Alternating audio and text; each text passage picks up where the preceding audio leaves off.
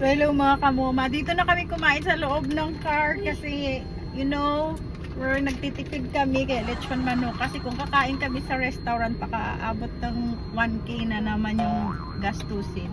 Dahil kasi bibili kami ng gatas at saka diaper ni baby. Pati na rin ang adult milk and diaper kasi ipapadala nga namin sa bukid. So ayun, maraming salamat sa inyong donation. Kaya nagawa ko to, kung hindi dahil sa inyo, hindi ko ito magagawa mga kamoma.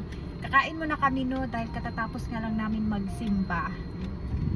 So, ganito lang. Ayan. Okay naman, okay lang sa inyo. Dito tayo kumakain. You guys, okay lang kayo? Oh, hindi na nga makasagot. Kaya ulam, chicken. Ang liit. Paano magkasya dyan yung chicken? Buksan mo. Or pwede dito na lang. Ilagay mo dito, anak. Oh, ganyanin mo. Oh, ako na pwede mo ipatong dyan. That's my kutsara. Doon tayo sa PNP Outpost kakain. Open the basket. Yeah. Hoy, manok ang ulam mo kagabi. Tandaan mo.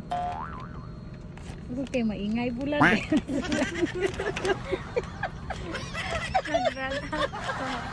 Yeah.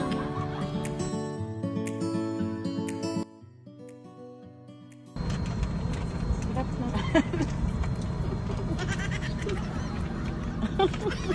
Kasya kaya yan ko. Baka mabasa yung pantalon mo ha. Sorry guys. Si Bunso nandun sa baba. Ayan na may tissue. So, ayan mga kamoma, our lunch is already sold. Oh, so, okay na. Then, yung drinks namin, pahabol na lang. Magpalit na lang sa niya sa supermarket. Kaya barato man. Kaya dito man may magpalit o milk sa baby. So, now, on the way na. Kay para magpalit na may gatas ni baby. Kay para mapadala na namo. Kay sobra pabaya 2 ka oras ang biyahe. So, kumakain na yun. Kumakain pang anak ko. Okay lang sa'yo? Alis na tayo? Okay.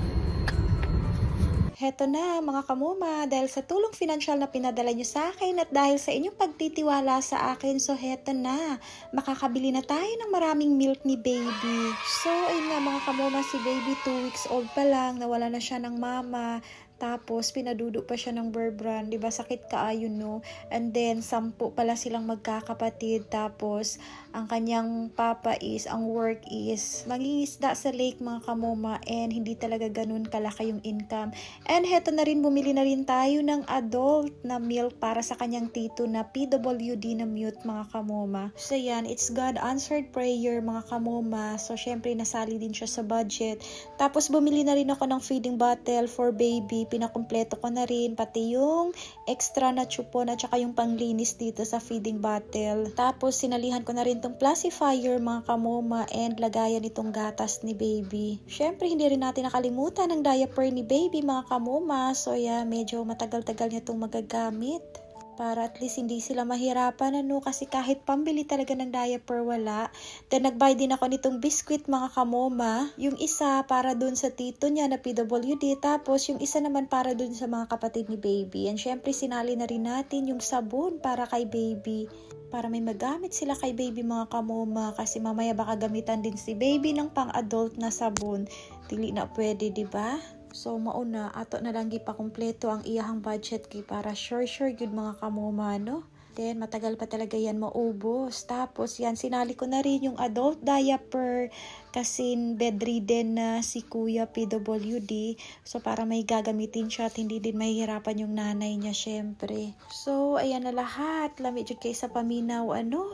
Praying na i-bless pa jud mo ni Lord, mga kamoma, and more blessing pa mag-abot sa inyo, ha? Wala jud ko nag-expect na ing ani kadaghan ang naghatag og tabang para sa baby, mga kamuma. Moong gitubag jud ni Lord ang ilahang prayer, pinaagi sa ko ang pag-post, and then pinaagi pod sa inyo, ha. So hindi ko talaga in-expect, mga kamuma, na ganito yung tulong na matatanggap natin, ano? So blessing in disguise. Naalala nyo ba, mga kamuma, na meron tayong tinulungan na Miming dati nung Miming na sinipa? Alam nyo ba? Nagpadala din siya ng konting tulong, mga kamuma. So grabe, no? So, ang saya-saya talaga. Dati siya yung tinutulungan natin, tas ngayon siya na naman yung nag-send ng tulong. Shout out nga po pala dito kay Bunso mga kamoma, napakawais. O, tumikim ng free taste. Syempre, free taste chance na niya, no? Then, nag-send din pala tayo ng 5K na cash mga kamoma para gagamitin nila for bigas. So, hati sa side ni Kuya na PWD at saka dun kay baby mga kamoma. Dahil nga February 4 kasi ililibing yung mama ni baby. Para may gagamitin din sila na bigas mga kamoma. Hi guys, hindi namin naabutan yung van guys. Naiwan kami sa last trip. 1 PM pala yung last trip nila guys. Wochi, huwag ka magalit sa akin ha. Takot din to oh. So yan, bukas na lang ulit maaga si Moma pagkahatid ko ng estudyante. So, diretso na rin hatid ng mga box para kay baby. Suplado.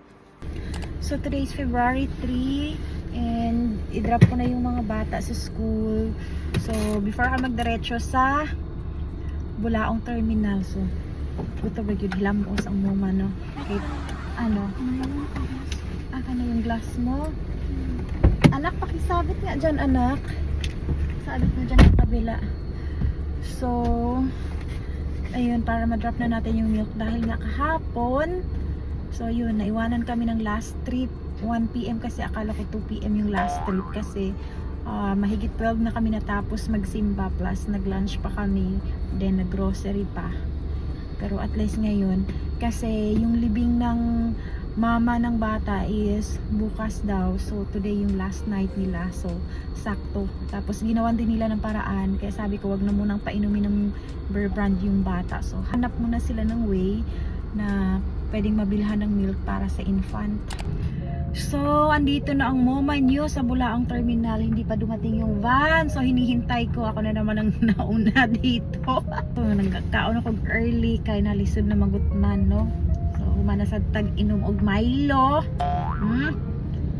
So, okay ra ni diri kay murag balay-balay na ako na akong sakyanan.